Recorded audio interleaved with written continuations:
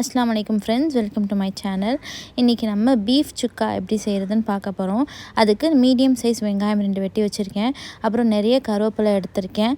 அப்புறம் 2 தக்காளி, அப்புறம் ஒரு 15-20 சின்ன வெங்காயம், பெப்பர் பவுடர், மல்லித்தூள், மிளகாத்தூள், அப்புறம் மஞ்சத்தூள், உப்பு, அதோடு சேர்ந்து கொஞ்சம் இஞ்சி பூண்டு பேஸ்ட்டு, அப்புறமா இந்த பட்டை, ஏலக்காய், லவங்கம் எல்லாத்துலேயும் 3 பீஸு, தேங்காய் எண்ணெய், ஒரு ஸ்பூன் நெய், அப்புறம் தேங்காய் ஒரு துண்டு.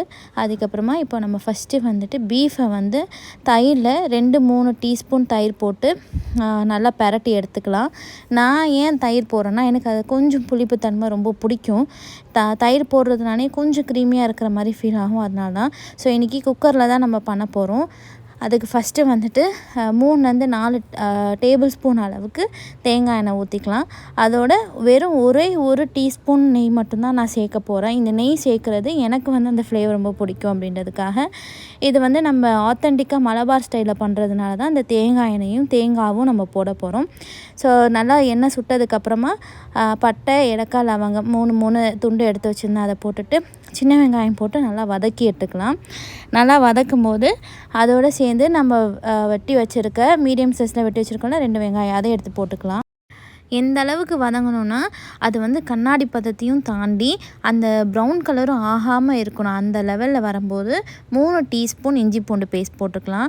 இது வந்து நல்ல ஃப்ளேவர் கொடுக்குறதையும் தாண்டி நம்ம பீஃபில் இருக்கிற பச்சை வாடையும் எடுத்து நம்மளுக்கு வந்து உடம்புக்கு ரொம்ப நல்லது கொடுக்கக்கூடியது இந்த இஞ்சி பூண்டு பேஸ்ட்டு. ஸோ அதனால் தாராளமாக சேர்த்துக்கோங்க. அது நல்லா வதங்கினதும் எண்ணெயில் வந்து நம்ம தக்காளியை போட்டுக்கலாம். தக்காளியும் நல்லா வதங்கணும், நல்லா மசிஞ்சு வரணும். அது நல்லா மசிஞ்சு வரும்போது நம்ம வந்து வச்சுருக்க எல்லா பவுடரையும் போட்டுக்கலாம். மஞ்சத்தூள் ஆகட்டும், மிளகாத்தூள், மல்லித்தூள், அதோட பெப்பர் எல்லாத்தையும் நம்ம போட்டுக்கலாம். இதோட ரேஷியோ எப்படி இருக்கணும்னா, 1/2 டீஸ்பூன் மஞ்சத்தூள்னால் 2 டீஸ்பூன் மிளகாத்தூள் போடுங்க. அதோட 3-4 டீஸ்பூன் மல்லித்தூள் போடுங்க. இந்த மிளகாத்தூள் 2 டீஸ்பூன் அதுவே வந்து எதுக்குன்னா, நம்ம பச்சை மிளகாய் எதுவும் சேர்க்கலை, வெறும் பெப்பர் மட்டும்தான் போடுறோம். ஸோ காரம் அவ்வளோதான் இருக்குது.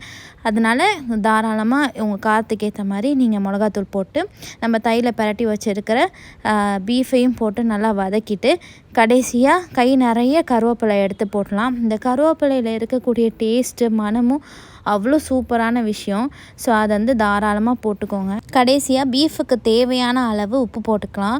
இந்த உப்பு போட்டு நல்லா வதக்கி விட்டு நம்ம குக்கரை மூடி கிட்டத்தட்ட நான் 15 விசில்ஸ் வச்சேன். அப்போ தான் வந்து எனக்கு என்னோடய பீஃப் வந்து நல்லா பக்குவமாக வந்துருந்துச்சு.